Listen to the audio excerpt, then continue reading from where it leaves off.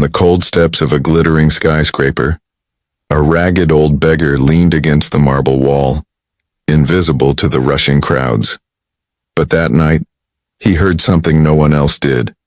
A billionaire's muffled cry echoing from behind those shining glass doors.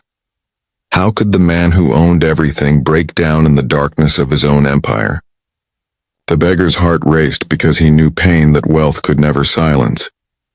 And in that moment he whispered to himself, "I can correct it." What followed would challenge power, expose hidden wounds, and reveal a truth money could never buy. The city never slept, but it rarely noticed the people it left behind. Towering glass buildings reached for the stars, symbols of wealth and untouchable power. On the sidewalks below, shadows curled around those forgotten by progress. Figures draped in tattered coats, surviving on scraps and whispers of kindness. Among them was Samuel, a weathered man with weary eyes, who had once dreamed of better days before the cruel hand of life pushed him into silence. Each morning, he sat at the corner of King Street, his hands trembling as he held out a battered cup. Few paused to see the man, only the need. Across the street in the tallest building lived Victor Hayes, a billionaire whose empire was built on real estate and influence. He was admired, envied, and even feared. Yet behind closed doors, his life was unraveling. Success had not shielded him from loneliness nor from the gnawing pressure of being a man in a world where power defined worth. He had learned to bury his vulnerability beneath luxury, to silence his fears with deals and endless applause. But pain has a way of slipping through cracks, no matter how high the walls. That night, when Samuel heard the muffled cry, it struck him in a way the world's indifference never had. He didn't know why his heart clenched. Perhaps it was the raw familiarity of brokenness, or the memory of his own nights weeping in alleys where no one came. For once, the divide between a man with nothing and a man with everything blurred. Samuel's instincts whispered that this was more than chance. It was a test, a story waiting to unfold, and he was about to step into the center of it. Samuel had lived long enough on the margins to know the city's two faces. By day, the towers glittered with opportunity. By night, the alleys bled with the weight of forgotten lives. His own descent had not come from laziness or choice, but from doors that slammed shut the moment his skin color entered the room. Years ago, Samuel had worn pressed shirts and carried a briefcase. He had walked into offices with hope in his stride, only to be met with polite smiles that ended in rejection. Not the right fit, they said, while someone else, someone lighter, was ushered in behind him. One denial might have been a chance, dozens became a pattern. That pattern became his life. Meanwhile, Victor Hayes was the embodiment of the other face of the city. His empire expanded because he knew how to play the game, who to call, who to silence, and how to wield his identity as an unspoken privilege. To him, Samuel was invisible, a shadow on the sidewalk, part of the scenery he passed without thought. But in the stillness of that night, when Samuel caught the sound of Victor's quiet sob, something shifted. The invisible noticed the untouchable. Samuel hesitated. Experience had taught him that men like Victor rarely welcomed the presence of men like him. The wrong glance could invite suspicion, even danger. But something stronger than fear moved him forward. He pressed his palm against the building's glass, peering into the glowing lobby. The billionaire was slumped in a chair, face buried in his hands. For all his wealth, Victor looked smaller than Samuel had ever seen him. In that moment, Samuel wasn't thinking about wealth or race or the long history of injustice that had carved him hollow. He thought about pain, raw, human pain, and he remembered the countless times he had cried out with no one to listen. Slowly, he stepped back, whispering to himself, if no one taught him, Maybe I can. But the city was not gentle with men like Samuel. The next morning, when he tried to approach the glass doors, security rushed forward. The guards' voices hardened, their eyes sharp with prejudice. He was not a man, but a threat, a stain on the polished marble. Without asking his intent, they shoved him aside, warning him never to return. People walking by didn't question it. They looked at Samuel and saw the stereotype they had been taught to believe. To them, he was just another beggar who had stepped out of line. That humiliation reignited an old ache in Samuel's chest. He had fought his entire life not to be crushed by a system that judged him before he could speak. And yet here it was again, branding him with invisibility. Still, as he stumbled back onto the sidewalk, Samuel's resolve only hardened. He could not turn away. Not now.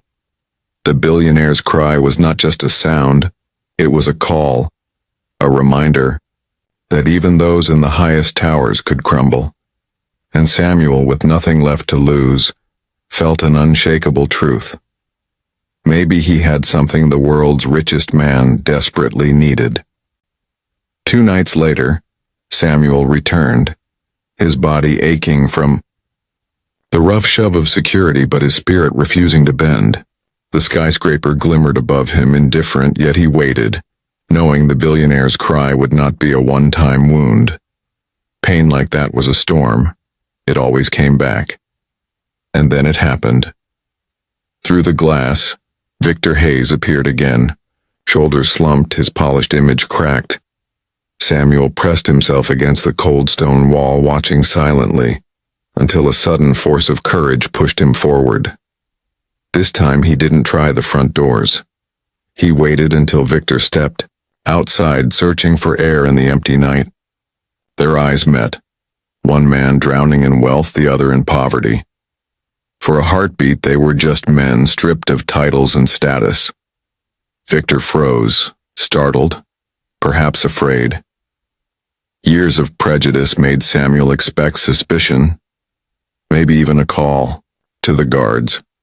But instead, silence stretched between them. Samuel raised his trembling hand not to ask for money, but to point gently toward the night sky. "Look," his gesture said without words. "There is something bigger than us." Victor followed the gesture, his gaze softening. In Samuel's weathered eyes, he saw something he had never allowed himself to face. Resilience, survival, a truth beyond the reach of money. The billionaire's chest heaved as if he might break apart, and for the first time, he let his tears fall openly. The moment was fragile, a collision of 2 worlds that society had kept apart. Samuel did not lecture, nor beg. He simply stood there, his presence a living reminder that worth was not measured by bank accounts or skin color. His very survival was a lesson. Life's deepest wisdom often blooms in the soil of suffering. Victor's knees buckled, and he sank onto the steps. To any passerby, it was an impossible sight. A billionaire broken before a beggar. And yet, it was the most honest picture of humanity. Samuel's whisper broke the silence, not a plea but a promise carried in his steady gaze. I can correct it. Not his empire, not his wealth, but his heart. The city never knew what truly happened on those marble steps. To the crowds, it was just another night, another rich man behind glass, another beggar blending into the shadows. But for Victor Hayes, the moment with Samuel planted a seed he could not ignore. He returned to his office the next morning, staring at the skyline he once believed he had conquered, and for the first time, he felt small, not in defeat, but in awakening. He realized how often he had been surrounded by voices praising him, yet none were willing to tell him the truth. He learned how blind he had been to the lives beneath his empire, the very people his wealth had overlooked, dismissed, or even displaced. And most painfully, he realized how much of Samuel's quiet strength came from battles Victor had never been forced to fight. Samuel disappeared back into the city streets as nameless and invisible as before. Yet his presence lingered in Victor's mind like a haunting echo. Every time Victor tried to bury his feelings in deals and numbers, he remembered the look in Samuel's eyes, the look of a man society tried to erase, but who still carried wisdom money could never purchase. In the weeks that followed, Victor began to change, not with grand gestures or public campaigns, but in small choices that rippled outward. He sought out the voices that had been silenced, the lives that had been overlooked. He started listening, truly listening, for the first time. And though Samuel never asked for thanks, Victor carried his memory as a compass pointing toward something greater than wealth. The world may never write Samuel's name in history books. Still, his lesson remains. True correction does not begin with power or money. It starts with humility, with the courage to face another's pain, and to see humanity where the world insists there is none. And so the question lingers for us. 2. How often do we walk past the cries we cannot hear? How many Samuels stand before us holding wisdom we refuse to see? Perhaps the real correction begins not with billionaires or beggars, but with each of us choosing to listen.